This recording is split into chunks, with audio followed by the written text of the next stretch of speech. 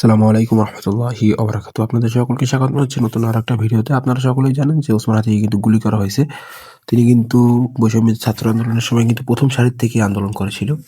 প্রধান কয়েকজনের মধ্যে কিন্তু তিনিও ছিলেন। তিনি কিন্তু গুলিবিদ্ধ হয়েছে। তিনি কিন্তু আসলে মূলত ঢাকা ৮ আসনের স্বতন্ত্র প্রার্থী হিসেবে নির্বাচন করতে চেয়েছিল। আজকের জুমা নামাজের পরে তাকে কিন্তু হত্যার উদ্দেশ্যে গুলি করা হয়। ঠিক আছে। এর পরবর্তীতে কিন্তু হাসপাতালে মির্জা আব্বাস দেখতে গিয়েছিল ওসমান হাদিকে। যাওয়ার পরে হাসপাতালে মির্জা আব্বাসকে দেখে উত্তেজিত হয়েছিল হাদির সমর্থকরা। এই নিয়ে আজকের ভিডিও।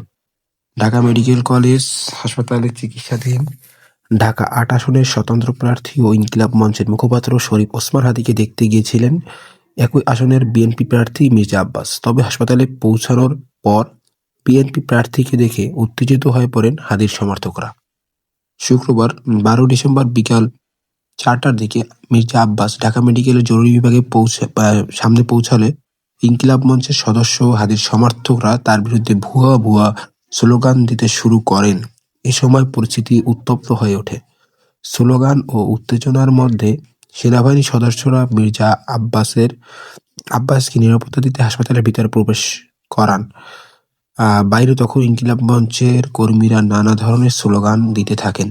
পরে বিকেল 4:30টার দিকে হাদিকে দেখে ও তার স্বাস্থ্যের খবর নিয়ে হাসপাতাল ছাড়েন মির্জা আব্বাস।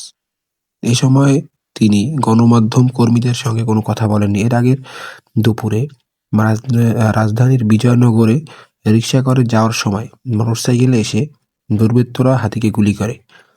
এদিকে ঢাকা মেডিকেল হাসপাতালে অতিরিক্ত পুলিশ ও সেনাবাহিনীর সদস্য মোতায়েন করা হয়েছে। এছাড়া জরুরি বিভাগের প্রবেশ মুখে অবস্থান নিয়েছেন সেনাবাহিনীর সদস্যরা। বিকেল ৩:৫০ দিকে সেনাবাহিনীর গাড়ি হাসপাতাল এলাকায় প্রবেশ করে। এর আগে থেকেই পুলিশের উপস্থিতি বাড়ানো হয়। হত্যার হুমকি পেয়েছিলেন হাদি। ঠিক আছে। গত নভেম্বর মাসে দেশি বিদেশি ৩০টি নাম্বার থেকে বিভিন্ন ধরনের হুমকি পেয়েছেন বলে জানিয়েছেন হাদি। ১৪ই নভেম্বর এক ফেসবুক পোস্টে তিনি জানিয়েছিলেন তাকে হত্যা, তার বাড়িতে আগুন সহ তার মা, বোন ও স্ত্রীকে ধর্ষণের হুমকি দেওয়া হয়েছিল।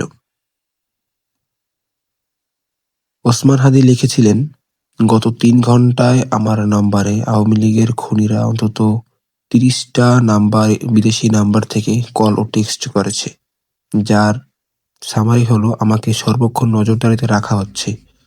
তারা আমার বাড়িতে আগুন দেবে, আমার মা, বোন ও স্ত্রীকে ধর্ষণ করবে এবং হত্যা করবে। ঠিক আছে। এই ছিল আর কি আজকের ভিডিওটি আপনাদের দেখার জন্য অসংখ্য ধন্যবাদ। আপনাদের মূল্যবান মন্তব্য অবশ্যই কমেন্ট বক্সে জানাবেন। সকলকে অসংখ্য ধন্যবাদ। আসসালামু আলাইকুম রহমতুল্লাহি ওয়া বারাকাতুহু।